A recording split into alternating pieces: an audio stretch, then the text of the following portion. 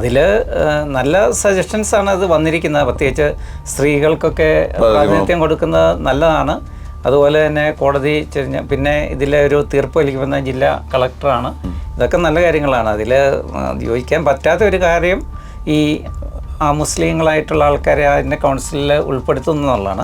അത് ഉൾപ്പെടുത്തുന്നതിലും കുഴപ്പമില്ല. അപ്പം ബാക്കിയുള്ള മതത്തിലും അത് തന്നെ ചെയ്യണം. അപ്പം നമ്മുടെ ബോർഡിൽ ഒരു ക്രിസ്ത്യാനിയോ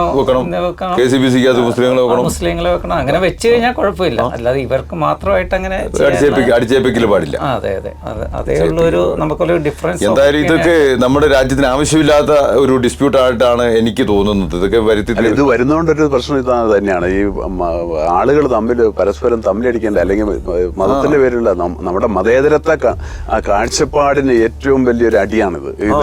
ഈ ചർച്ചകൾ ഇങ്ങനെ നടന്നുകൊണ്ട് ഇപ്പൊ തന്നെ ഈ മുൻപത്തെ പ്രശ്നം തന്നെ മുസ്ലിങ്ങളും